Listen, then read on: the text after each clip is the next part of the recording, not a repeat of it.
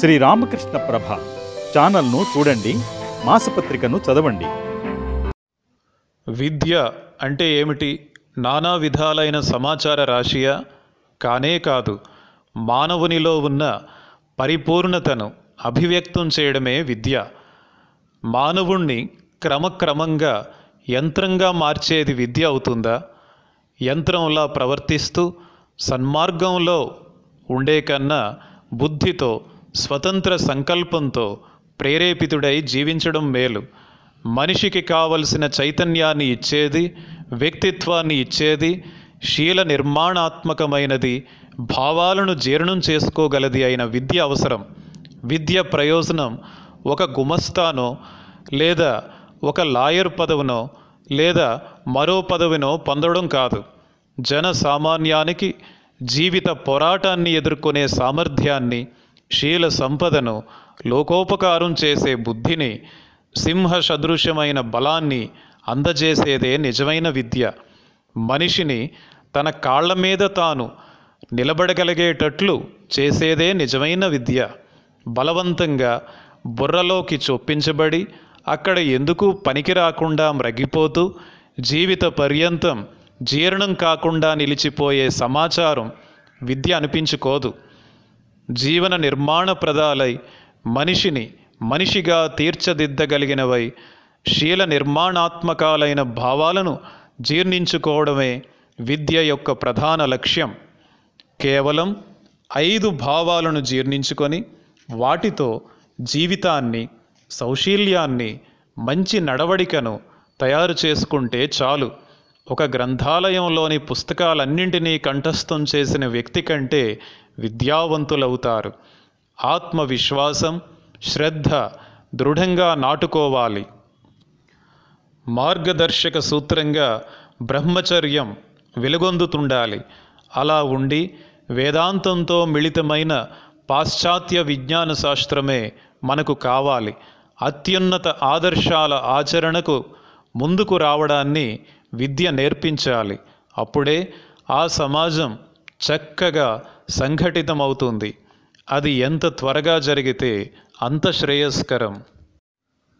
భారతదేశంలో ఒకప్పుడొక రాణి ఉండేది. ఆమె పేరు మదాలస.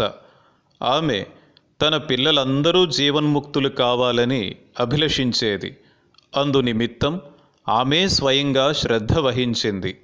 ఊయలలో పడుకోబెట్టి వారిని ఊపుతూ తత్వమసి, తత్వమసి, నువ్వే బ్రహ్మానివి, నువ్వే భగవంతునివి అని ఆమె జోల పాడేది. వారి సంతానంలో మొదటి 3 సన్యాసులయ్యారు. తన భర్త కోరిక మేరకు 4వ సంతానాన్ని చక్రవర్తి కావడానికి తగిన శిక్షణ పొందడానికై వేరొక ప్రదేశానికి తీసుకొని వెళ్ళారు. అతడు ఇల్లు విడిచి వెళ్ళేటప్పుడు ఆ తల్లి అతడికి ఒక రహస్య పత్రాన్నిచ్చి ప్రాయం వచ్చాక దాన్ని చదవాల్సిందిగా చెప్పింది. పెరిగి పెద్దయ్యాక అతను ఆ పత్రాన్ని తీసి చూశాడు.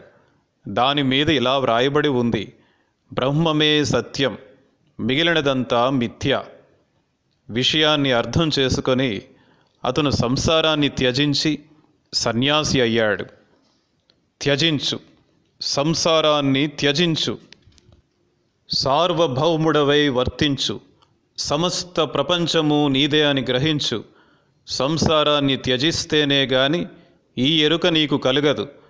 శారీరకంగా త్యజించలేకుంటే మానసికంగా త్యజించు. హృదయాంతరాళాల నుంచి ప్రాపంచికతను నెట్టివేయి. వైరాగ్యం కలిగి ఉండు. ఇదే నిజమైన త్యాగం. అది లేనిదే ఆత్మసిద్ధి పొందడం అసాధ్యం. మంచివైన చెడువైన నీ కర్మలను కన్నెత్తి కూడా చూడబోకు. వాటిని స్మరించనే స్మరించకు. అయినదేదో అయింది. మూఢ విశ్వాసాలను విడనాడు. మృత్యు ముఖంలోనైనా సరే దౌర్బల్యానికి అధీనుడవు కాబోకు. పశ్చాత్తాపంతో కుమిలిపోకు. జరిగిపోయిన వాటి గురించి తలపోస్తూ ఉండకు. సత్కర్మ ఫలమైన, దుష్కర్మ ఫలమైన సమస్త కర్మఫలాలను భగవంతునికి అర్పించు. దుర్బలులు, భయగ్రస్తులు, అజ్ఞులు వీరెన్నడూ ఆత్మను పొందలేరు.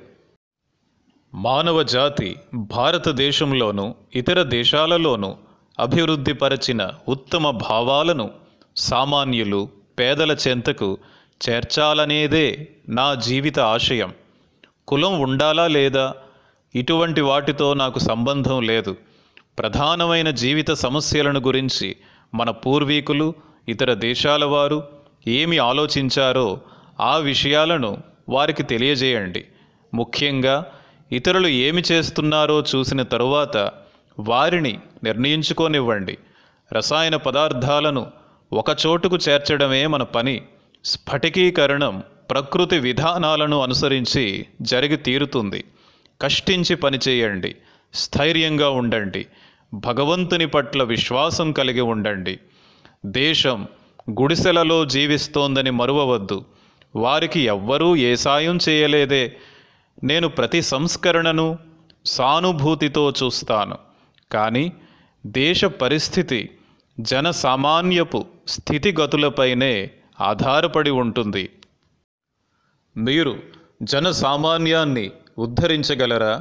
వారి స్వతసిద్ధమైన ఆధ్యాత్మిక స్వభావాన్ని కుంటుపరచక వారు కోల్పోయిన వ్యక్తిత్వాన్ని తిరిగి వారికి ప్రసాదించగలరా? సమత్వంలోనూ, స్వాతంత్ర్యంలోనూ, కార్యదక్షతలోనూ, శక్తిలోనూ పాశ్చాత్యులందరికన్నా మీరు ఆధిక్యత సాధించగలరా? అదే సమయంలో ఆధ్యాత్మిక సంస్కృతిలోనూ, స్వభావాలలోనూ మీరు పరిపూర్ణమైన సనాతనులుగా జీవించగలరా? వారిని ఈ విషయాన్ని గురించి స్వయంగా ఆలోచించనివ్వండి. జీవితానికి కానీ, అభివృద్ధికి కానీ, సంక్షేమానికి కానీ ముఖ్యంగా కావలసింది ఆచరణలోనూ, ఆలోచనలోనూ పూర్తి స్వాతంత్ర్యమే. అది ఎక్కడ లోపిస్తే అక్కడ ఆ మానవుడు, ఆ జాతి, ఆ దేశం పతనమై తీరుతాయి. ఉత్తమ భావాలను ఇంటింటికీ కొనిపోయే ఒక యంత్రాంగాన్ని స్థాపించడమే మనం చేయవలసిన పని. దానిని మనం చేసి తీరుతాం. దానిని సాధించడం కోసమే మీరు జన్మించారు. ఆత్మవిశ్వాసం కలిగి ఉండండి. ఉత్తమ విశ్వాసాల నుండే ఉత్తమ కార్యాలు జనిస్తాయి. ఆమరణాంతం పేద సాధల పట్ల, పతితుల పట్ల సానుభూతిని చూపడమే మన ముందున్న లక్ష్యం. చరైవేతి, ముందుకు సాగండి. ఎప్పుడూ ముందుకే సాగండి. ఎల్లప్పుడూ ముందుకే సాగండి.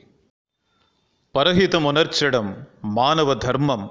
మనం ఎందుకు లోకహితం జరపాలి? మనం లోకానికి సహాయం చేస్తున్నట్లు బయటకు కనిపించినా నిజానికి అది మనకు మనం చేసుకునే సహాయం మాత్రమే. పరోపకారం చేయడానికి మనం ఎల్లప్పుడూ ప్రయత్నించాలి. అదే మన ప్రధాన ఉద్దేశంగా ఉండాలి. కానీ బాగా ఆలోచించి చూస్తే లోకానికి మన సహాయం అవసరం లేదు.